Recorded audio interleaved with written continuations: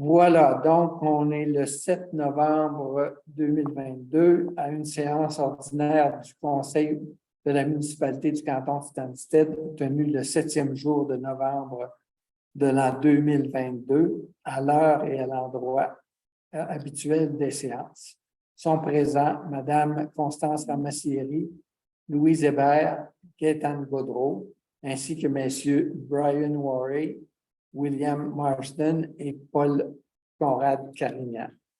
Je note sur la version Zoom qu'on ne voit pas William Marsden, mais il est bien présent. Il est bien là.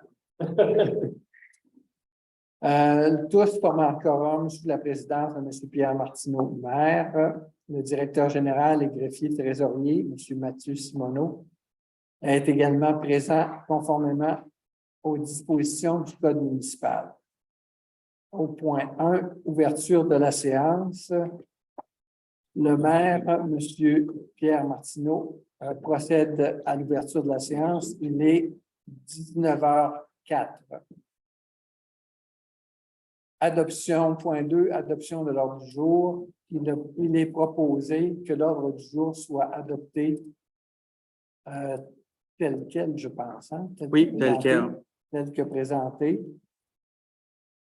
Proposé par Paul Conrad, secondé par Constance. Tout le monde est d'accord? Donc, c'est adopté.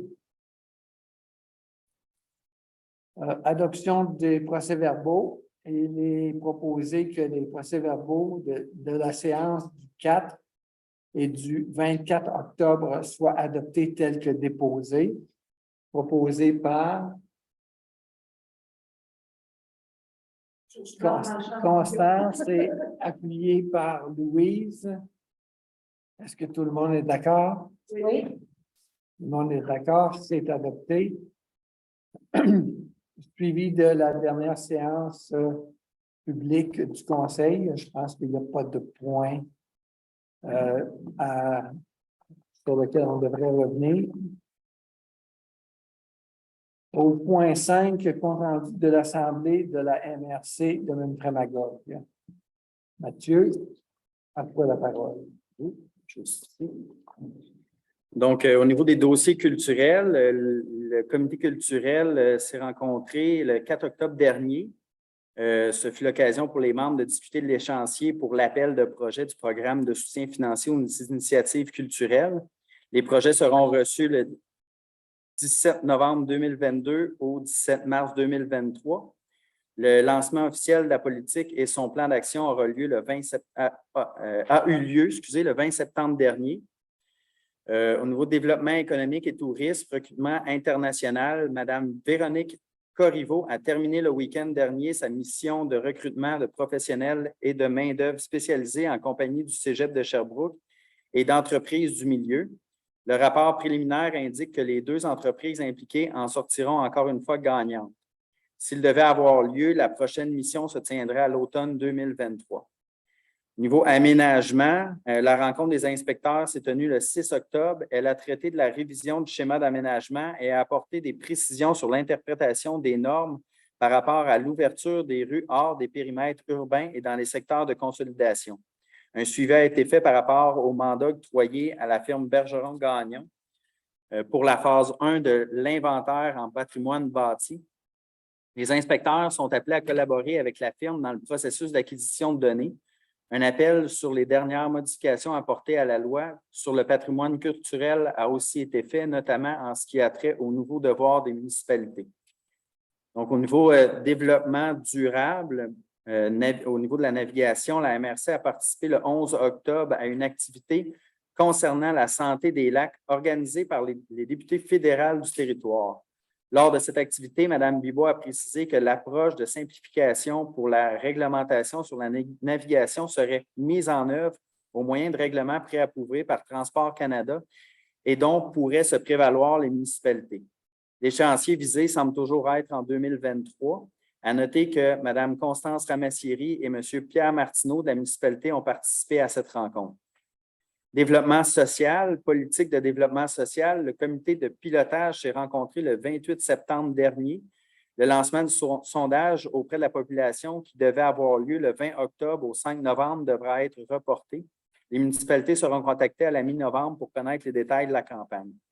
Comité de sécurité incendie, au niveau du schéma de couverture de risque incendie, une rencontre de la conseillère du MSP, Mme Julie Brulotte, a eu lieu le 1er novembre avec les membres de la régie Manfred-Magog-Est. La MRC a profité de l'occasion pour voir auprès d'elle comment l'on peut reprendre le processus de révision du SCRI et qui sera le répondant du MSP pour nous accompagner. Le processus pour la modification du SCRI suite à la création de la régie Manfred-Magog-Est suit son cours. Plusieurs résolutions municipales ont été acheminées à la MRC. Lorsque le dossier sera complet, il sera transmis au MSP pour autoriser la modification. Juste un commentaire là-dessus. Le schéma de couverture de risque n'avait pas été modifié suite à la formation de la régie incendie Manfred-Magog-Est et c'est quelque chose qu'il fallait absolument corriger. Alors, c'est ça qu'on fait. On a une résolution pour faire ça ce soir. Donc, au niveau de comité de sécurité publique, le CSP s'est réuni le 28 septembre. Parmi les éléments d'intérêt, notons, il a été indiqué que la SQ est toujours en négociation avec le gouvernement du Québec au regard du renouvellement des contrats de travail des policiers. Les moyens de pression sont au niveau administratif. Et le deuxième point, les consultations pour le plan d'activité régionale et locale se dérouleront au moyen de sondages envoyés dans les municipalités. L'envoi devrait être réalisé vers la mi-novembre.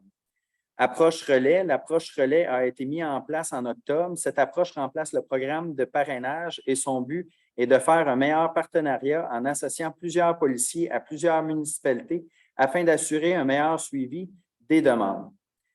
Au niveau des alarmes, le CSP a discuté de la possibilité de créer un sous-comité mixte CSP et sécurité incendie pour étudier la question des fausses alarmes, donc mobilisation inutile des ressources et responsabilisation des citoyens. Bon, au point 6, merci Mathieu. Au point 6, la première période de questions. Est-ce qu'il y a des questions? Oui, monsieur. Pouvez-vous aller au micro, s'il vous plaît? Merci de me donner la parole. Moi, c'est 2 points, c'est la même chose, c'est le droit de passage sur les chemins publics des activités.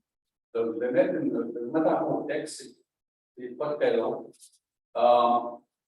J'habite à Québec, ça fait 2 ans, j'ai des activités intenses dans la période estivale. Fait que l'automne, pour moi, c'est la période où je peux aller récolter les plantes médicinales, les champignons, les plantes de boulot à faire, de procéder aux cérémonies autochtones de ma culture canadienne-française, d'ascendance autochtone. Pour cela, je vais sur le chemin de Noël dans le secteur de la Route du Québec, désormais en zone pédestre, puis au bout du chemin de Jones, la section désaffectée au-delà du chemin de Paul. Le premier point concerne le chemin de Noël. En 2020, je vais sur le chemin de Noël, passant les nouvelles pancartes empêchant de circuler parce qu'il y avait la période de chasse. Au bout de 30 minutes, avec ma conjointe, on est abruptement intimidé par un chasseur à 4 roues qui m'ordonne de quitter le sentier. Arrivé à ma voiture, il y a quelqu'un qui est venu à 4 roues derrière ma voiture, puis je suis intimidé de nouveau par un nouvel individu qui menace ma vie. Le soir même, au lieu d'appeler la SU, j'appelle écrit à Hélène Hamel, qui est agente de développement communautaire à ce moment-là. Je lui fais part des faits, puis elle me répond qu'elle va me revenir le lendemain. 6 jours plus tard, le 23 novembre, l'adjointe administrative de l'époque me répond: nous accusons réception de votre demande au sujet du sentier pédestre qui sera acheminé aux personnes en charge. Ça fait 2 ans. J'ai jamais eu de réponse. La pancarte est encore là. Donc, les premières questions concernant ce segment de route-là, tandis qu'avant le sentier pédestre, il y avait de la chasse des 2 côtés dans la même zone, il n'y avait aucune pancarte qui interdisait la circulation. Je veux savoir pourquoi désormais c'est interdit d'aller me promener là, d'aller faire la cueillette que je fais traditionnellement. Deuxième point, Qui a permis la pose de ces enseignes de santé fermées et quel est le règlement municipal qui supporte cette restriction? Troisième point, je veux aussi savoir, le cas échéant, quelle est la contravention qui va marcher dans le sentier pendant les périodes où c'est interdit et à quoi je m'expose légalement de votre part pour l'intimidation des chasseurs. Deuxième point, je vais vite là-dessus. C'est pour le chemin de jambe au-delà du chemin haut. C'est écrit depuis longtemps sur le pancarte, fermer circulation à vos risques. Mais ce n'est pas interdit. Circuler, comme me l'a déjà expliqué un inspecteur municipal. Alors, à chaque automne, je monte le chemin avec mon VUS pour me rendre à un endroit où il y a beaucoup de boulot mort, sur le bord du chemin, afin de récolter des corps de boulot et des champignons. En fin de semaine, j'arrive à cette section de chemin de jambe, je brille, 3 grosses pierres bloquent la route désormais. Ça fait pas longtemps parce qu'il y a encore des traces de tracteur sur le sol. Je dois monter à pied, traîner péniblement mes 7 sacs à mon retour. Quand je redescends, j'ai interpellé par un chasseur qui me dit que c'est un chemin privé, que je n'ai rien à y faire. Mais bien entendu, c'est faux. Mes questions concernant cette section du chemin de jambe. Qui a barré ici le chemin de jambe? Qui a donné l'autorisation de le faire? Quel règlement municipal supporte cette restriction? Je veux demander aussi quand les roches vont être enlevées. Je ne suis pas allé voir un autre chemin qui avait eu des roches qui avaient été mises. Plus généralement, je veux savoir qui va faire l'éducation des chasseurs de notre région afin qu'ils respectent les droits de passage sur les chemins publics désaffectés. Et qui va leur donner un cours de base de savoir-vivre en autonomie. Merci. Il y a beaucoup de questions, là. Mais les deux se réfèrent à... Il y a pas mal de questions. La première question, la première chose à savoir, c'est que le sentier, il est fermé pendant la période de chasse pour une question de sécurité. On ne voudrait pas que quelqu'un aille se promener là et se fasse prendre pour un cerf et se fasse tirer. Avant qu'il y ait un sentier, il y avait quand même de la chasse, et je pouvais me promener. C'est une question de sécurité. La municipalité a décidé de fermer pendant la période de chasse. C'est essentiellement une question de sécurité. Pour ce qui est des chasseurs, bon, si vous êtes intimidé par des chasseurs, les personnes à contacter, c'est la Sûreté du Québec. Sur la question d'intimidation, c'est la Sûreté du Québec qui doit s'occuper de ces choses-là. Vous pouvez le mentionner à la municipalité, mais la première action à prendre, c'est la Sûreté du Québec. Je pense que ça... Ça, c'est pour le chemin de Noël. Donc, vous dites que c'est la municipalité qui permet de mettre des pancartes pour la sécurité. C'est vous qui avez donné cette permission. Oui. OK, c'est bon, Oui. ça va bien. Oui. Puis pour le chemin John, la partie qui a été barrée avec 3 roches. Bon, ça, pour le chemin John, je n'ai pas d'informations là-dessus. Je ne pense pas que ce soit la municipalité qui a mis des roches là pour empêcher de passer. À ma connaissance, le chemin John est un chemin public qui n'est pas entretenu comme un chemin passant régulièrement, mais c'est un chemin public. Je pense que vous pouvez circuler sur le chemin John et Donc, il ne devrait pas avoir de pierre là. Est-ce que je peux prendre un tracteur qui est dans les roches ou vous allez le contacter? J'ai l'impression que c'est le voisin d'à côté. On prend connaissance pour les roches, là. On va s'informer, mais je ne pense pas que ce soit la municipalité qui l'a fait. Laissez la municipalité s'occuper de ça pour l'instant. Vous allez me donner un suivi sur ça? Oui. Répétez-moi votre nom. José Pouliot. José Pouliot. On va dire quand on va prendre mon VUS. Oui. Maintenant, je vais réitérer que même sur le chemin de John, même sur n'importe quel chemin de la municipalité où faut faire attention aux chasseurs.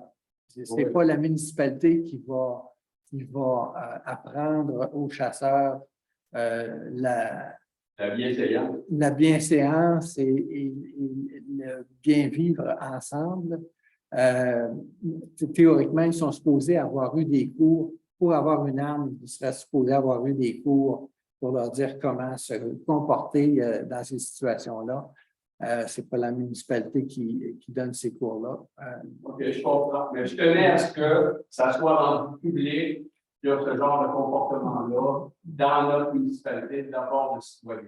D'accord. Parce que pas que ça reste, bon, c'est pas trop. D'accord, c'est noté, mais si vous avez des cas précis, avisez la Sûreté du Québec. OK, je vous remercie.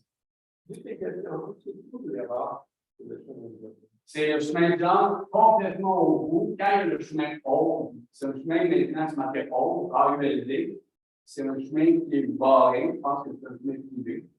Donc là, quand on est au bout complètement du chemin de jambe, on y croira probablement cette semaine. Parce que moi, j'utilisais ce chemin-là depuis 20 ans. S'il vous plaît. Les gens à la maison ne vous entendent plus. Là. Vous êtes là? Non, c'est correct. Je pense qu'on a couvert le sujet. OK, merci. Vous êtes d'accord? Oui, absolument. Est-ce qu'il y a d'autres questions? Est-ce que c'est marqué que c'est pas interdit d'y aller, c'est marqué le chemin Noël à Maurice. Ça veut dire qu'à Yann-Laurent, tu peux y aller, c'est pas marqué interdiction formelle. Est-ce que vous m'interdisez formellement de faire des cas, ou bien si je vois, je fais bien en honneur, je fais un cours, je tente un peu s'il faut, est-ce que je peux aller là parce que c'est un endroit où je vois traditionnellement? Moi, je vous recommande de ne pas y aller. Que vous me l'interdisez. Ben, je ne pense pas, non. OK, ça. Mais je vous recommande de ne pas y aller. C'est plus sûr pour vous, OK. compte tenu de la période de chasse. Merci beaucoup. Autre question? Est-ce qu'on a des questions du public? Pas de questions à la maison. Pas de questions à la maison. Donc, au point 7, dépôt de la correspondance du mois. Mathieu? Donc, la liste de correspondances reçue au cours du mois dernier est déposée aux membres du Conseil. Les documents seront conservés aux archives. S'il y a lieu, les autres non archivés pourront être détruits à la fin du mois courant. La correspondance sera traitée conformément aux indications du Conseil. Au point 8, aménagement et urbanisme. Au point 8.1, dépôt du rapport sommaire d'émission des permis. Donc, le rapport des permis émis du mois de septembre, du mois d'octobre dernier est déposé aux membres du Conseil. Au point 8.2, dépôt du rapport d'inspection forestière. Donc, le rapport d'inspection forestière du mois d'octobre dernier est déposé aux membres du Conseil. D'accord. Point 8.3, demande de dérogation mineure pour le 3421 chemin Browns Hill. Donc, attendu que les propriétaires du 3421 chemin Browns Hill ont fait une demande de dérogation mineure visant à intégrer un pavillon secondaire à l'intérieur du bâtiment agricole existant, attendu que selon la définition d'un pavillon secondaire, possède une seule vocation, soit de nature résidentielle pour tout le bâtiment, dérogeant ainsi à l'article 1.9 du règlement de zonage 212-2001, attendu que le pavillon secondaire a une superficie supérieure à 50 donc 121,6 du bâtiment principal. Il déroge ainsi à l'article 15.16 du règlement de zonage, attendu que le pavillon secondaire a une distance de 5,86 mètres du bâtiment principal, contrairement à une distance de 10 mètres requise à l'article 15.17 du règlement de zonage, attendu que le CCU recommande au Conseil de ne pas autoriser la dérogation mineure, attendu que le Conseil a une vision différente du CCU en considérant qu'une telle dérogation ne pourrait pas créer un effet d'entraînement pour d'autres dossiers de même nature, attendu que le Conseil considère que cette situation particulière permet de favoriser la conservation du caractère patrimonial et reconnaît le préjudice du citoyen face à l'impossibilité d'assurer le maintien du bâtiment en compte. Donc, est-ce qu'il y a des commentaires, des nouveaux éléments? Ça, j'aurais dû me demander au début, je m'en excuse. Il n'y a personne pour représenter ces gens. OK, alors, il est proposé que le Conseil autorise la demande de dérogation mineure dans le but de conserver le patrimoine des bâtiments, qu'aucune location à court terme soit autorisée dans le pavillon secondaire. Proposé par Constance, secondé par Gaétane. Tout le monde est d'accord? Oui. Tout le monde est d'accord, c'est adopté. Au point 8.4, demande de dérogation mineure pour le 1861 chemin Fitch-Bay. Attendu que les propriétaires du 1861 chemin Fitch-Bay ont fait une demande de dérogation mineure qui consiste à permettre la présence d'une porte et d'une fenêtre de la résidence qui donne directement sur l'enceinte de la piscine. Attendu qu'il doit y avoir la présence d'une clôture ou d'un mur sur l'ensemble du pourtour de la piscine selon l'article 15.3 du règlement de zonage. Attendu que la fenêtre de la porte proposée sera sécurisée selon les prescriptions du règlement sur la sécurité des piscines résidentielles, donc le S3.1.02 R1. Attendu que les méthodes existantes pour sécuriser une fenêtre selon le règlement sur la sécurité des piscines résidentielles est simple et permet de garantir facilement la pérennité du moyen de sécurité à long terme. Attendu que les méthodes pour sécuriser la porte entre la maison et l'enceinte selon le règlement de la sécurité des piscines résidentielles risquent d'être retirées au fil des années et des usagers de la propriété, ce qui rend la méthode utilisée plus difficile à maintenir dans le temps. Attendu que le CCU s'en remet à l'attention du Conseil pour établir une position dans ce dossier. Il est proposé. Est-ce qu'il y a des commentaires sur cette résolution? Si vous avez des commentaires, oui. Comme vous savez, Excusez, parlez dans le micro. Le 28 juillet 2022, donc, le règlement sur la création des piscines a été modifié, en septembre 2025. Et en gros, de façon très brève, il le mentionnait, depuis le 1er juillet 2021, il aurait aussi d'installabilité classique peut être une porte extérieure, une enceinte qui constitue une hauteur minimale de 31 cm par rapport au sol, et comme des déclets pour autoriser la condition, qui formant une partie de l'enceinte qui a une hauteur minimale de 3 mètres, ou si leur ouverture est moins de 10 ans. En gros, en résumé, la loi provinciale permet dorénavant que le mur d'une maison puisse faire partie de l'enceinte d'une piscine, à deux conditions. Il faut que la porte se ferme et se déroule automatiquement. Il faut également que les fenêtres communes de notre stopper limitant l'ouverture à distance. On demande donc que notre porte conserve de s'allonger et le fenêtre fasse partie de l'enceinte. Plusieurs municipalités, sur gauche, l'autonomie. On avait des théories qui font ça journalièrement avec des charnières à ressort.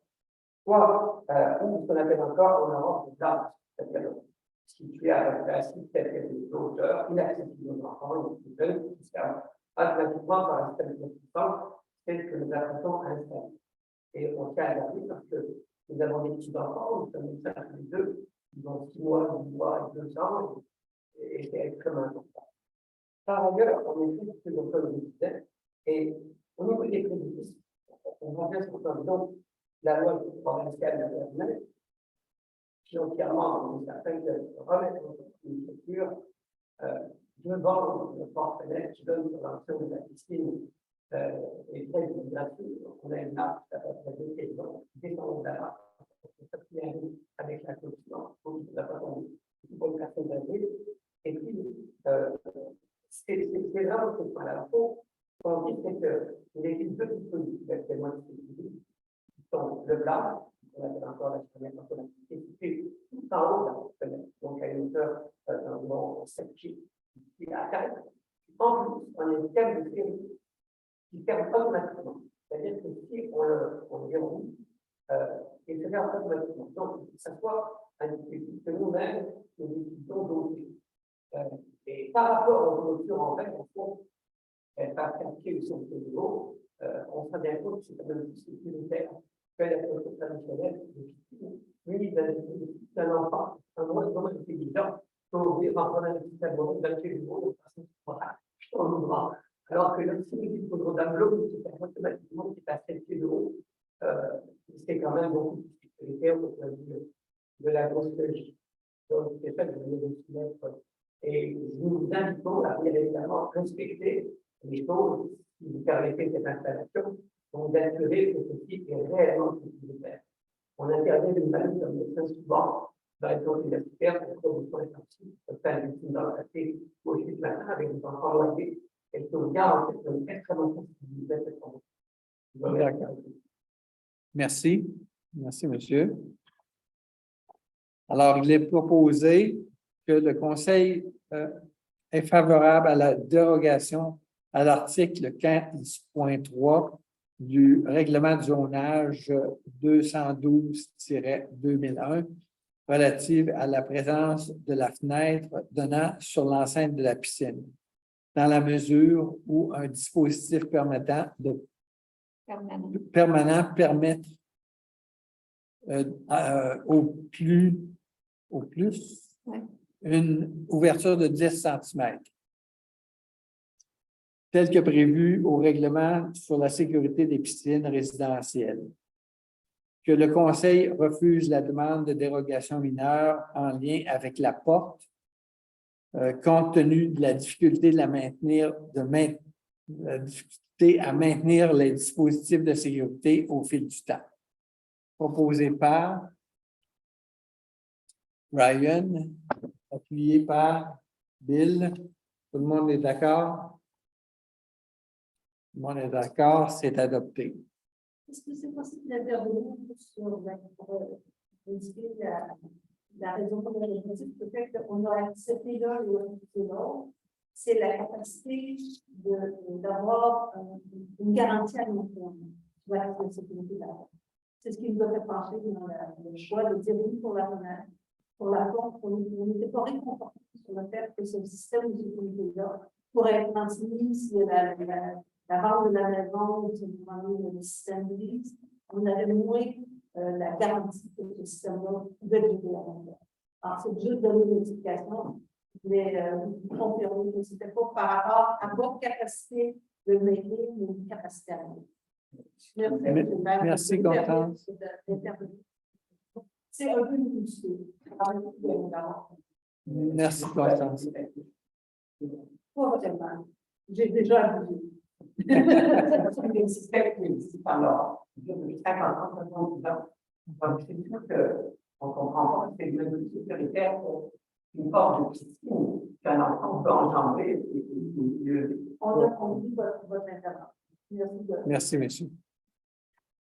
Le point 8.5 demande de dérogation mineure pour le 201 chemin Partington. Est-ce que quelqu'un ici veut prendre la parole là-dessus? Non? Alors, Mathieu, vas-y.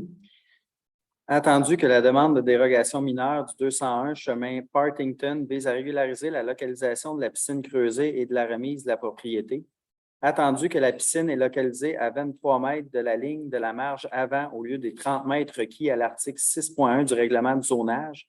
Attendu que lors de l'émission du certificat ayant autorisé la piscine en 2012, la municipalité n'a pas tenu compte du fait que le terme piscine n'est pas spécifiquement nommé dans la liste des ouvrages permis à l'article 6.1 du règlement de zonage, qui a pour effet de ne pas permettre cet ouvrage en cours avant. Attendu qu'une disposition de l'article 15.1 du règlement de zonage a été inscrite au certificat émis, attendu que cette disposition identifiait une distance minimale de 2 mètres des lignes de l'eau pour une piscine et que le demandeur s'y est référé de bonne foi, attendu que la remise se trouve à 13,28 mètres de la marge avant et de 1,65 mètres d'une ligne latérale au lieu des 15 mètres de la ligne avant et des 2 mètres de la ligne latérale requis à l'article 5.9 du règlement de zonage. Attendu que la remise n'a pas fait l'objet d'une demande de permis. Attendu que la localisation de la remise n'est pas très éloignée des règles à respecter et qu'elle est facilement déplaçable. Attendu que le CCU recommande au Conseil d'autoriser la dérogation concernant la marge de la piscine en cours avant afin de permettre une distance de 23 mètres au lieu des 30 mètres requis à l'article 6.1 du règlement de zonage. Attendu que le CCU recommande au Conseil de ne pas autoriser les dérogations demandées en lien avec la remise, mais plutôt de la déplacer afin que les dispositions du règlement de zonage soient respectées. Et donc proposer que le Conseil approuve les recommandations du CCU et autorise la dérogation mineure concernant les piscines creusées et refuse les dérogations mineures concernant la remise. Proposé par Bill et secondé par Constance. Tout le monde est d'accord? Donc, c'est approuvé.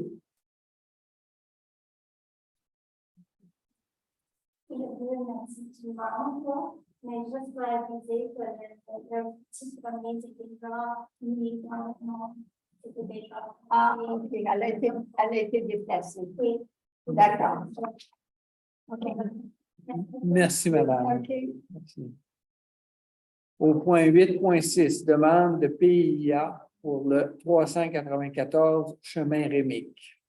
Attendu une demande de permis visant à autoriser, 1, les matériaux de revêtement extérieur des murs du bâtiment, 2, la couleur du parement métallique du toit, 3, le plan général d'aménagement au sol, donc les voies d'accès et stationnement, 4, le plan d'aménagement paysager. En vertu des dispositions relatives au type 3 du règlement concernant un plan d'implantation et d'intégration architecturale, donc le PIA, attendu que le CCU propose les paramètres suivants concernant le revêtement des murs, donc un déclin d'acier de 4 pouces de couleur graine de millet ou l'équivalent du modèle Sierra Steel de la compagnie Gentech pour la partie administrative et un revêtement métallique de type vertical, type board and batten de couleur sablon qui équivaut pour la partie du garage, attendu qu'un déclin de 4 pouces à l'horizontale du modèle Sierra Steel de la compagnie Gentech demeure acceptable, attendu que le CCU propose une couleur du revêtement métallique du toit dans des tons s'apparentant à celui des murs de la partie garage, donc brun foncé, attendu que l'aménagement de base au sol respecte les objectifs et critères du PIA de type 3, attendu qu'un plan d'aménagement paysager plus précis sera requis ultérieurement, il est donc proposé que le Conseil approuve le déclin d'acier de 4 pouces à l'horizontale de couleur graine de millet ou l'équivalent du modèle Sierra Steel de la compagnie Gentech pour la partie administrative, que le Conseil approuve le déclin d'acier de 4 pouces à l'horizontale de couleur sablon ou l'équivalent du modèle Sierra Steel de la compagnie Gentex pour la partie garage, et que le Conseil approuve la couleur bronze foncé, numéro QC 7135 ou l'équivalent du modèle Marquis de la compagnie VicWest.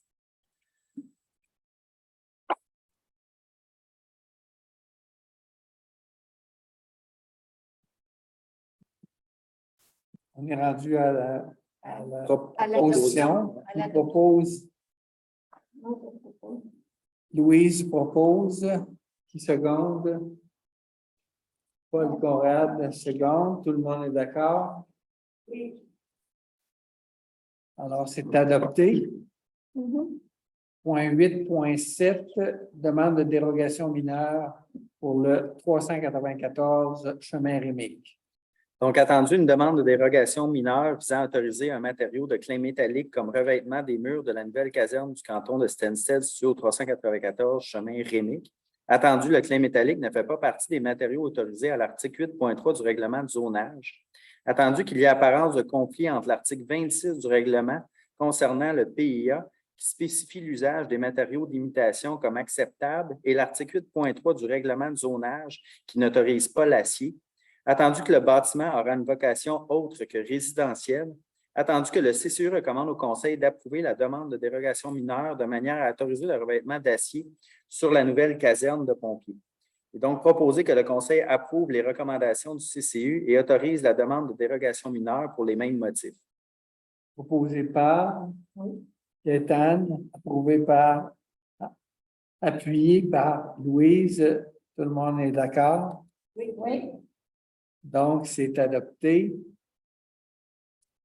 Point 8.8, modification à la gestion de l'urbanisation prévue dans le règlement de remplacement du SADD de la MRC de Manfred-Magog. Donc, attendu que la MRC de Manfred-Magog a adopté le 20 octobre 2021 le règlement 12-20 édictant son schéma d'aménagement et de développement durable, donc le SADD, de troisième génération, attendu que le ministère des Affaires municipales et de l'Habitation, donc le MAMAH, a informé la MRC le 16 mars 2022 que certains éléments du règlement 12-20 n'étaient pas conformes aux orientations gouvernementales en matière d'aménagement du territoire et que ces derniers devaient être précisés ou révisés, attendu que parmi les éléments jugés non conformes, plusieurs touchaient la gestion de l'urbanisation et notamment la surcapacité des différents secteurs de consolidation proposés, favorisant du coup un grand éparpillement. Attendu que dans ce contexte, la MRC a rencontré individuellement les municipalités concernées au cours de l'été et de l'automne 2022 afin de leur faire part des éléments touchant leur territoire respectif et de convertir des modifications possibles entourant la gestion de l'urbanisation. Attendu qu'aucun des deux périmètres urbains du canton de Stanstead, donc Georgeville et Fitchbay, n'ont été remis en question dans cet exercice de révision, que les rues existantes peuvent être prolongées et elles sont connectées à un réseau conforme. Attendu que la modification proposée repose en partie sur des choix municipaux, il est proposé que la municipalité du canton de Stanstead approuve les modifications cartographiques qui seront intégrées dans le règlement de remplacement du SADD de la MRC Mentor-Magog, lesquels concernent les secteurs de consolidation hors périmètre urbain. Que la présente résolution soit transmise à la MRC de Mentor-Magog. Proposé par Constance, appuyé par Paul Conrad. Tout le monde est d'accord? Donc, c'est adopté. Il n'y a pas de point en environnement. Point 10, travaux publics et infrastructures, 10.1. Reddition de compte, programme d'aide à la voirie locale, volet, projet particulier d'amélioration par circonscription électorale. Donc, attendu que la municipalité du canton de Stanstead a pris connaissance des modalités d'application du volet projet particulier d'amélioration, donc le PPA, du programme d'aide à la voirie locale, le PAVL, et s'engage à les respecter, attendu que le réseau routier pour lequel une demande d'aide financière est octroyée est de compétence municipale et admissible au PAVL, attendu que les travaux ont été réalisés dans l'année civile au cours de laquelle le ministre les a autorisés, attendu que les travaux ou les frais inhérents sont admissibles au PAVL, attendu que le formulaire de reddition de compte V0321 a été dûment rempli, attendu que la transmission de la reddition de compte des projets a été effectuée à la fin de la réalisation des travaux ou au plus tard le 31 décembre de l'année civile au cours de laquelle le ministre les a autorisés, attendu que le versement est conditionnel à l'acceptation par le ministre de la reddition de compte relative au projet, attendu que si la reddition de compte est jugée conforme, le ministre fait un versement aux municipalités en fonction de la liste des travaux qu'il a approuvés, sans toutefois excéder le montant maximal de l'aide tel qu'il apparaît à la lettre d'annonce. Attendu que les autres sources de financement des travaux ont été déclarées, il est proposé que le Conseil de la municipalité du canton Stanstead approuve les dépenses d'un montant de 88 320,68 relatives aux travaux d'amélioration et aux frais inhérents admissibles mentionnés au formulaire V0321, conformément aux exigences du ministère des Transports du Québec, et reconnaît qu'en cas de non-respect de celle-ci, l'aide financière sera résiliée. Proposé par Gaétane, appuyé par Constance. Tout le monde est d'accord? Oui. C'était pour adopter. Point 10.2, reddition de compte. C'est dans le même genre que la première. Alors, reddition de compte, programme d'aide à la voirie locale, volet projet particulier d'amélioration d'envergure ou supramunicipaux. Donc, attendu que la municipalité du canton de Stanstead a pris connaissance des modalités d'application du PPA, du programme d'aide à la voirie locale et s'engage à les respecter, attendu que le réseau routier pour lequel une demande d'aide financière a été octroyée est de compétence municipale et est admissible au PAVL, attendu que la réalisation des travaux doit être terminée au plus tard à la fin de la 3e année civile à compter de la date de la lettre d'annonce du ministre, attendu que les travaux réalisés ou les frais inhérents sont admissibles au PAVL, attendu que le formulaire de reddition de compte V0321 a été dûment rempli, attendu que la transmission de la reddition de compte des projets doit être effectuée à la fin de la réalisation des travaux au plus tard le 30 décembre à compter de la 3e année civile de la date de la lettre d'annonce du ministre, Attendu que le versement est conditionnel à l'acceptation par le ministre de la reddition de comptes relative au projet. Attendu que si la reddition de comptes est jugée conforme, le ministre fait un versement aux municipalités en fonction de la liste des travaux qu'il a approuvés, sans toutefois excéder le montant maximal de l'aide tel qu'il apparaît à la lettre d'annonce. Attendu que l'aide financière est allouée sur une période de 3 années civiles à compter de la date de la lettre d'annonce du ministre. Attendu que l'aide financière est répartie en 3 versements annuels correspondant au total des pièces justificatives reçues jusqu'à concurrence de 40 de l'aide financière accordée pour le premier versement, 80 de l'aide financière accordée, moins le premier versement pour le deuxième versement, et 100 de l'aide financière accordée, moins les 2 premiers versements pour le troisième versement. Attendu que les travaux effectués après le 3e anniversaire de la lettre d'annonce ne sont pas admissibles, attendu que les autres sources de financement des travaux ont été déclarées, donc proposé que le Conseil de la municipalité du canton de Stanstead approuve les dépenses d'un montant de 88 320,68 $ relatives aux travaux d'amélioration réalisés et aux frais inhérents admissibles mentionnés au formulaire V0321, conformément aux exigences du ministère des Transports du Québec et reconnaît qu'en cas de non-respect de celle-ci, l'aide financière sera résiliée. Proposé par Brian, appuyé par Bill. Tout le monde est d'accord? C'est adopté. 10.3, mandat pour les plans et devis concernant la réfection du chemin Fitch-Bay. Donc, attendu que la municipalité doit effectuer la réfection du chemin Fitch-Bay, attendu que la firme EXP a déjà procédé à plusieurs analyses et travaux pour ce projet, attendu qu'il est plus avantageux de procéder avec la firme EXP dû à la connaissance du projet déjà acquise par cette firme, attendu que le responsable des travaux publics a reçu une offre de EXP pour les relevés sommaires, la conception des plans et devis pour soumission, ainsi que le support pendant l'appel d'offres aux entrepreneurs, attendu que la firme EXP propose une facturation sur une base horaire avec une enveloppe budgétaire de 17 500 $ selon les taux du décret de EXP. Il est proposé que le Conseil octroie le contrat à la firme EXP pour les relevés sommaires, la conception des plans et devis pour soumission, ainsi que le support pendant l'appel d'offres aux entrepreneurs pour une enveloppe budgétaire de 17 500 $ taxes sensu, selon les taux du décret d'EXP du courriel reçu par le responsable des travaux publics daté du 30 octobre 2022 et que le montant de la dépense soit approprié à même le surplus affecté à ce projet. Proposé par Bill, appuyé par Béthane. Pour tout le chemin qui fait. Tout le chemin Fitch-Bay. Alors, tout le monde est d'accord? Oui. Donc, c'est approuvé, adopté.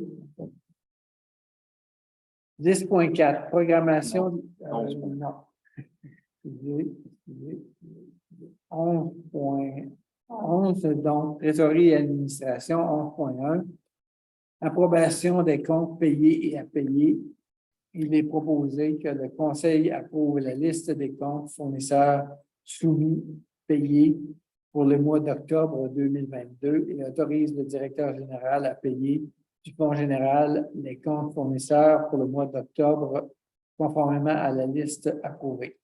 Total des comptes payés, 431 200 $ et 32 sous. Total des comptes à payer, 39 488 et 32.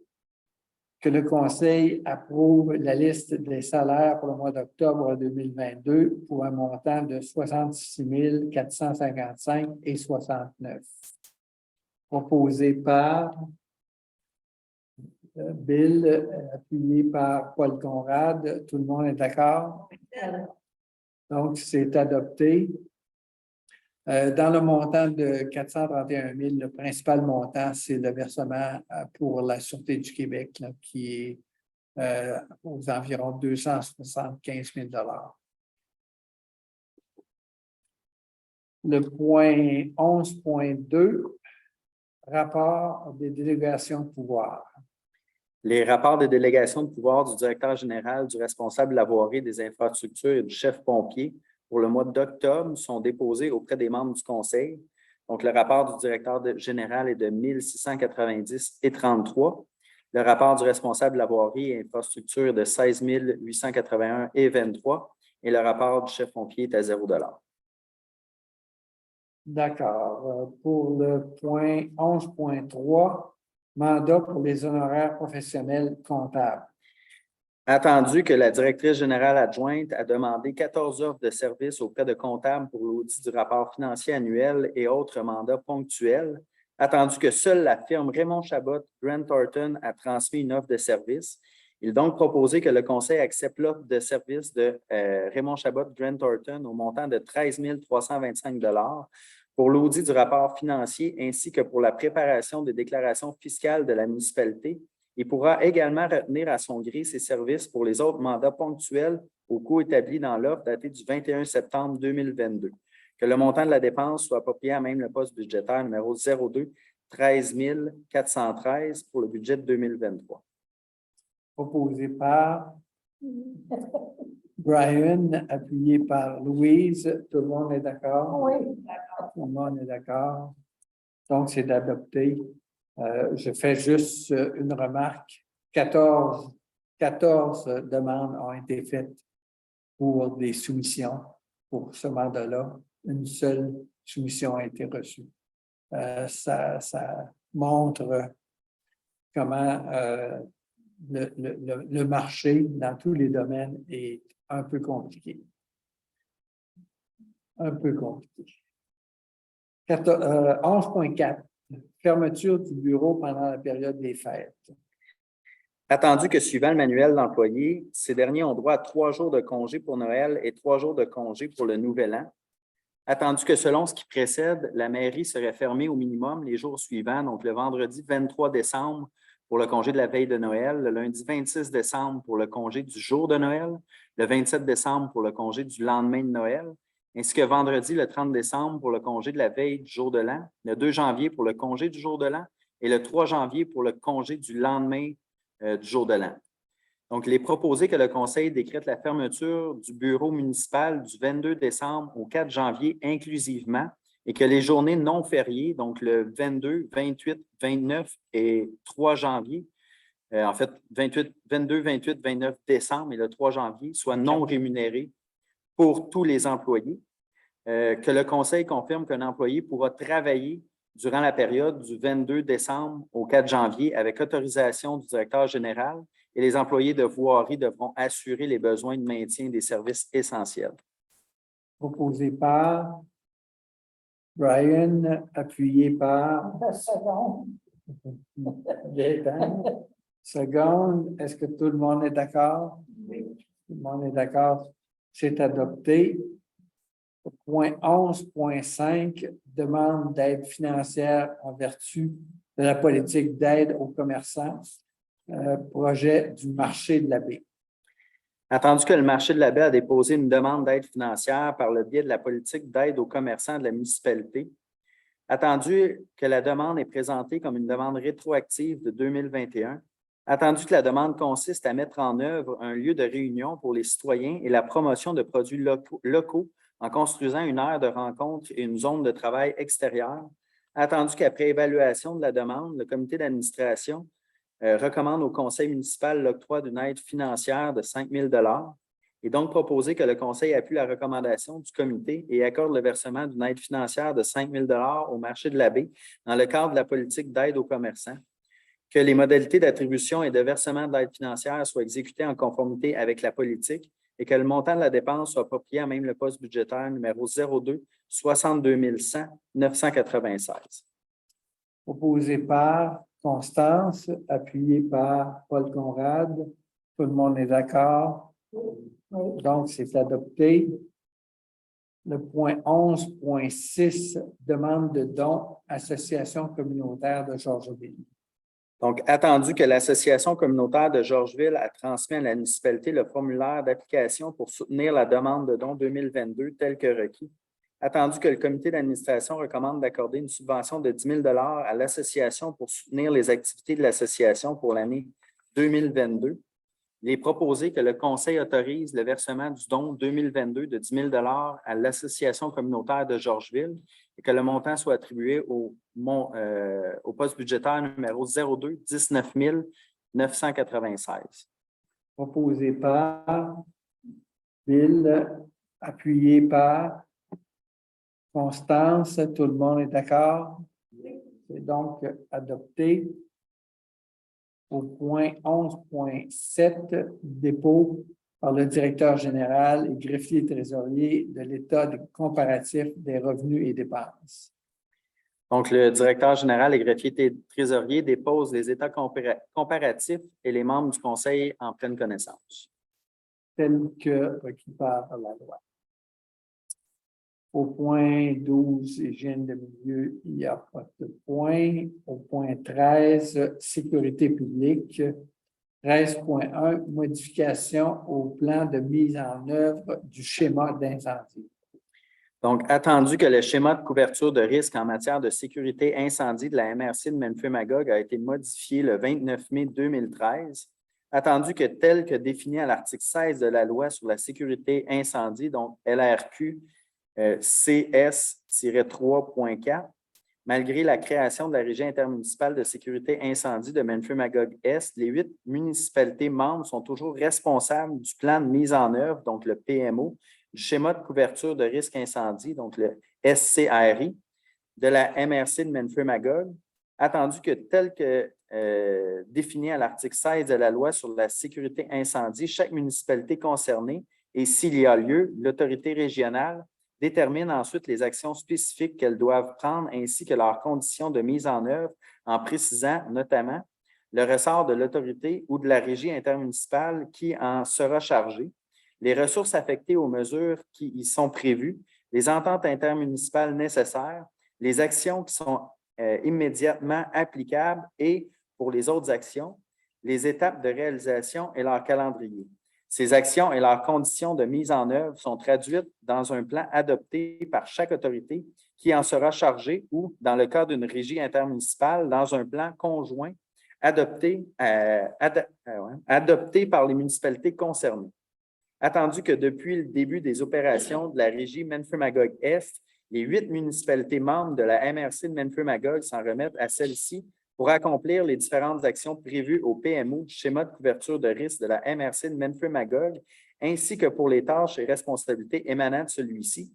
Attendu que, tel que défini à l'article 28 de la loi sur la sécurité incendie, l'autorité régionale peut faire une demande de modification à son schéma de couverture de risque en matière de sécurité incendie, attendu que la création de la régie intermunicipale de Melfeu-Magog-Est a eu pour effet de bonifier la protection incendie sur leur territoire, il est proposé que les membres du Conseil adoptent le nouveau plan de mise en œuvre du schéma de couverture de risque en matière de sécurité incendie, confirmant ainsi la régie Melfeu-Magog-Est responsable des activités prévues au SCRI en vigueur, sans toutefois dégager les municipalités concernées de toute responsabilité, qu'une demande soit déposée auprès du ministère de la Sécurité publique afin de modifier le schéma de couverture de risque en matière de sécurité incendie de la municipalité régionale de Melfeu-Magog, tel que stipule l'article 28 de la loi sur la sécurité incendie.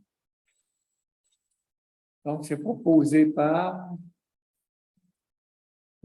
Louise, appuyé par Paul Conrad. Tout le monde est d'accord? Tout le monde est d'accord. C'est adopté et donc on régularise une situation qui a été créée par l'adoption, par la création de la régie incendie il y a près de 5 ans maintenant. Il y a 5 ans maintenant, je pense. Point 13.2, avenant au contrat de gestion de la construction de la caserne du canton Stansted.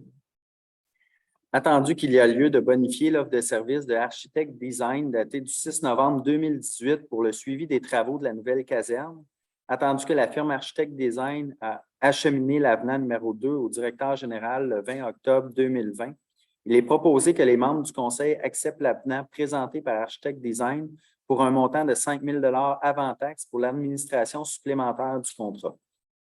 Proposé par Constance, appuyé par Louise. Tout le monde est d'accord? Oui. Donc, c'est adopté. 13.3, octroi de mandat pour la planification des aménagements paysagers de la caserne de pompiers du canton de Stansted. Donc, attendu qu'aucun plan d'aménagement paysager est inclus au contrat de construction de la caserne, attendu qu'un plan d'aménagement paysager devra être soumis au département d'urbanisme de la municipalité pour approbation, attendu que l'agent communautaire a demandé des offres de services auprès de 2 compagnies, attendu qu'une seule offre de service a été reçue de la part de Catherine Fernet, architecte paysagiste senior au montant de 2 900 $ plus les taxes applicables, attendu que l'offre de service inclut le plan de conception des aménagements ainsi que les plans et devis pour soumission. Il est proposé que les membres du conseil acceptent l'offre de service présentée par Catherine Fernet, architecte paysagiste senior, datée du 2 novembre 2022, pour un montant de 2 900 $ avant taxes. Proposé par Louise, appuyé par Bill. Donc, tout le monde est d'accord? Tout le monde est d'accord, donc c'est adopté. 14, loisirs et culture. 14.1, octroi d'un budget pour la réception de Noël. Donc, attendu que les membres du conseil désirent démontrer leur appréciation auprès de toute l'équipe de la municipalité, attendu que le comité de loisirs recommande d'organiser une réception comme le veut la tradition, il est proposé que les membres du conseil allouent un montant maximal de 4 000 $ pour la réception de la fête de Noël en décembre 2022, que le conseil mandate le comité de loisirs d'organiser cette réception et d'inviter les membres du conseil, les employés, les membres des comités, les pompiers, ainsi que les conjoints et conjointes des invités. Que le montant de la dépense soit approprié à même le poste budgétaire numéro 02 11 493. Proposé par Oui. Gaétane, appuyé par Brian. Donc, est-ce que tout le monde est d'accord? Oui. C'est adopté et j'en suis très content. On va reprendre un peu une vie normale après les années de pandémie. Il n'y a pas de point au VARIA. Le rapport des comités, on n'en fera pas maintenant, le rapport des comités. On va changer un peu la formule éventuellement pour l'année prochaine. Alors, on est au point 17, la deuxième période de questions. Est-ce qu'il y a des questions? Pas de questions dans l'assistance ici. À la maison non plus. Pas de questions à la maison non plus. Donc, on est rendu à la levée de la... J'aurais une question. Il y a une question, non?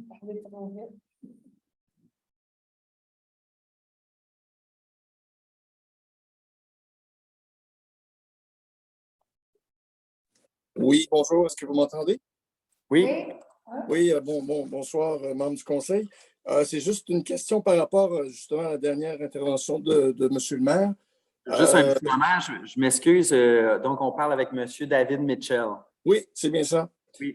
Juste par rapport à votre commentaire, M. le maire, vous dites que vous arrêtez les comptes rendus des différents comités. J'ose espérer qu'il va y avoir une formule qui va ressembler parce que c'est très utile pour nous, les citoyens, de savoir, de pouvoir avoir un point d'arrimage mensuel de ce qui se passe, de ce qui est en discussion, de ce qui s'est fait. Donc, rassurez-moi là-dessus. Qu'est-ce que vous envisagez comme nouvelle formule? On va en discuter, là. On va avoir des discussions là-dessus. Mais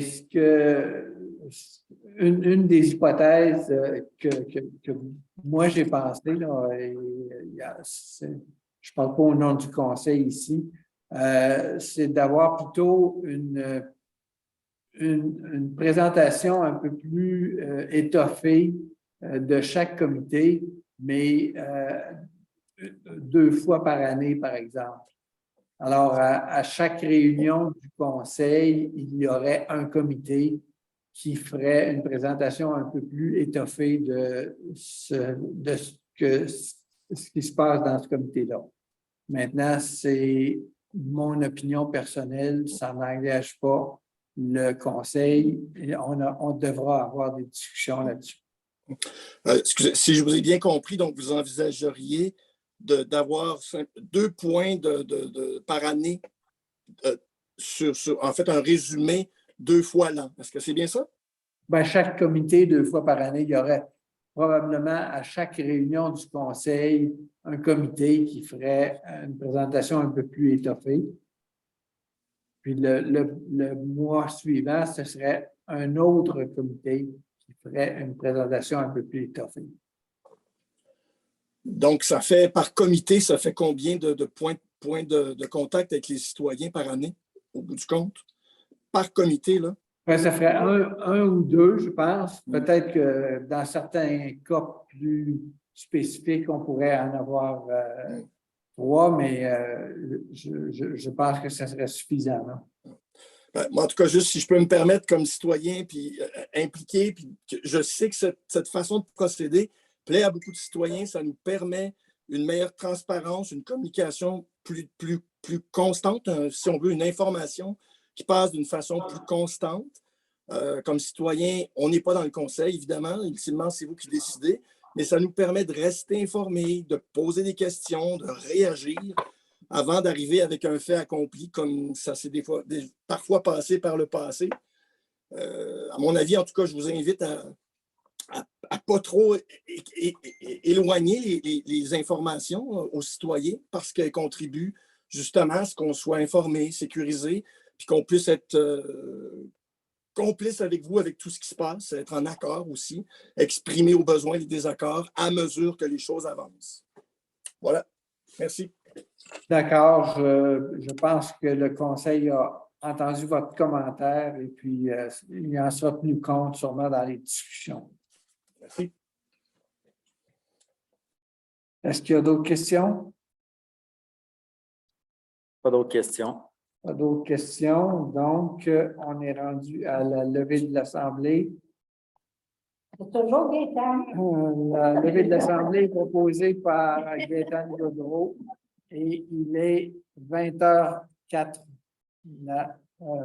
L'Assemblée maintenant terminée.